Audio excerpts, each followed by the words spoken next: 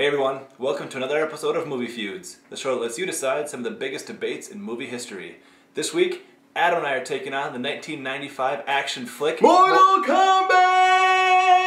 Play the music.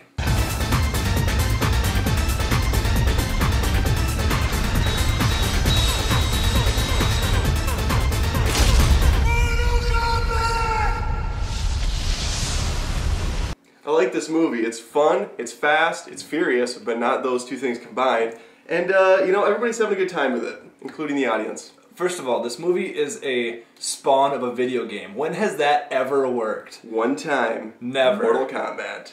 This movie is so bad. This is like one of those action flicks where you know that even in 1995, the setting and all the action and the dialogue are terrible for its own time. It was awesome at the time. Okay, so here's the thing. I really like the video games. I've always been a fan of Mortal Kombat video games. I thought they've got great, throughout time, they've got great graphics, they introduce new characters, all that stuff. They take some of the crappiest characters for this one, and they take only 3 lines from the actual video game.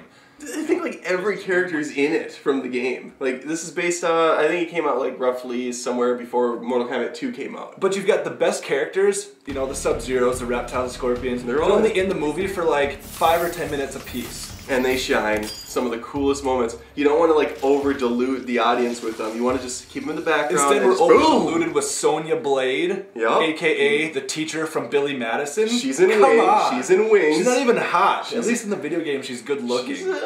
I like the scissors grab, like the the pull down. And then you've got Johnny Cage, one of the dumbest actors I have ever seen. Johnny Cage is so bad at acting in the movie that even his character, who plays an actor, is bad at his own movie. Supposed to be. He's like a spoof of Tom Cruise. Like he's kitsch. He's I don't know if kitsch even works there. I'm just throwing that word out. I think that's made up. I get that it's like over the top, but what I don't understand is that even in the action scenes, the scenes that are supposed to be like edge of your seat, they play in some of the dumbest stuff.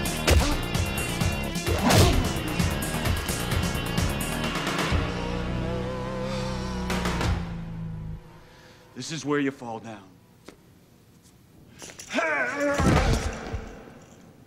Where do you get these guys? I don't understand that, and I think the whole thing was just completely made to replicate a video game that was better than this movie. It's great. It's great. It's tipping the hat. It's calling out scenes from the game. Some of the fun features. They use all the great lines like your soul is mine.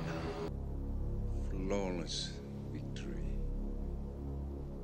Finish it. I don't know what you're expecting from this movie. Obviously the plot is non-existent, but the fighting's cool, and that's what people want from a Mortal Kombat movie. Let's go back to the beginning of the movie. When you look at the boat, right when they get on the boat, they're getting sent over to start this world.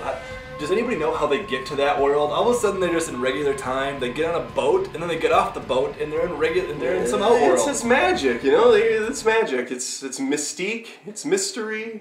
Here's what I don't get: why these movies are even made. Because video games are supposed to be science fiction. They're supposed to be fantasy. There's all sorts of things. Nobody looks at a video game and says, "Ooh, this plot just doesn't exist." I just don't like this video game. But then you go take it to a movie and you've got plot holes this giant. Out of your mind.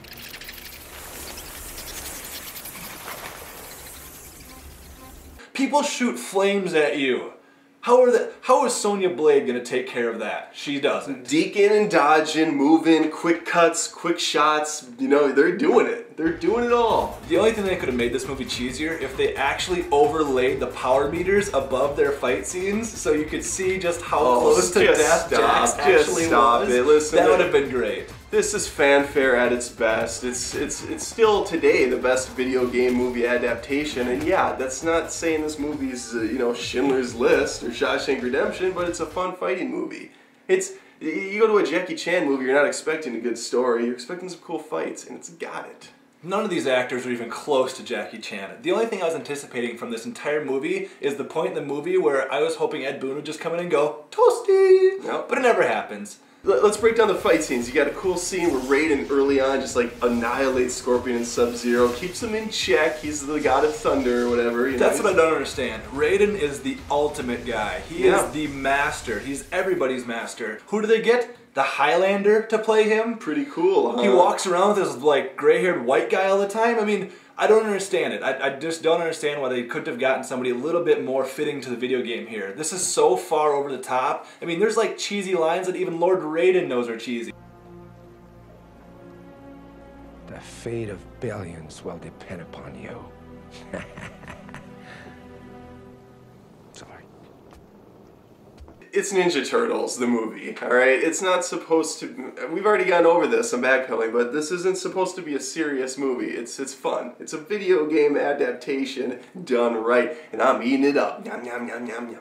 You got Sonya on the beach fighting her arch nemesis Kano, just exchanging shots, exchanging lines. Then we cut right to a forest scene. Awesome scene, Scorpion versus Johnny Cage, JC, who's gonna win? The Sonya Blade fight was so bad. I mean, I don't understand where this tournament just takes place in all these random places. I know that in the video game they've got like different levels and things like that, but it was just so out of context. All of a sudden Sonya Blade's just fighting Kano on the beach with all these people around, and you know, Katana comes walking by and all this stuff. It's just so over the top. But it's just a different location. Like, what, is that hard to set up? There's just crazy locations, like Liu Kang fights Sub-Zero down in this like little dungeon area, and Katana tells him, use the thing that makes life, and he throws water at him. The guy shoots ice at you. What is water gonna do to Sub-Zero? Freezes it. Why doesn't he just...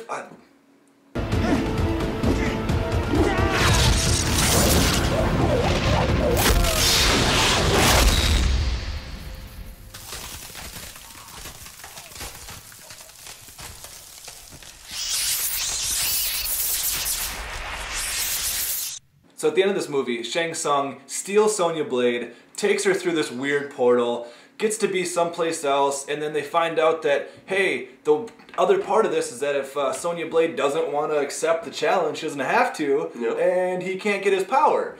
Well, hey, figure this out, beginning of the movie. If none of them want to fight, then why don't they just not show up to the tournament, and we don't have to worry about Shang Tsung winning this whole thing and coming back to Earth? They forfeit, and he wins the tournament. Well, what's the difference between forfeiting the tournament and not accepting a challenge? Yeah, Sonya doesn't accept because there's still Liu Kang to fight. She wants Liu Kang to do it because Liu Kang's got the ability and the natural raw talent to take down Shang Tsung. Sonya's backing down so Liu Kang can take his rightful place as the Mortal Kombat champion. But that's not all. This movie ends with a cliffhanger where Shao Kahn comes out of the clouds, comes back to try to steal some souls, and all we see is, you know, Three Ninja style, let's fight again. That's right. There's more cheese in this movie than Lambeau Field on a Sunday. Really? I don't think so. I felt like I just wasted an hour and a half of my life here. I could have went and actually played MK2. Great game, crappy movie. I've probably invested about 8 hours into this movie the amount of times I've seen it, and I like it every time. Yeah, it's cheesy, it hasn't aged the greatest, but it's fun. The first time that music kicks on, I'm with it, I'm dancing, I'm ready to do some fighting. Like, yeah, there's some cool fatalities, there's cool nods to the fans, and there's just some memorable moments, and that's what I take from the movie. Well, we fought about this long enough. Now it's your turn. Leave us a comment below, or if you're watching this on YouTube, leave us a comment there and we'll respond. We've seen a lot of your comments in the last few weeks. We appreciate all the support. If you guys are on Facebook or Twitter, you can follow us there. Do a little search for Movie Feuds on Facebook, or on Twitter, we're at twitter.com/moviefeuds. Flawless victory. I mean, I'm still dying. Listen to my voice. It's been like a week. Jumper is killing me still. Until next time, on Movie Feuds.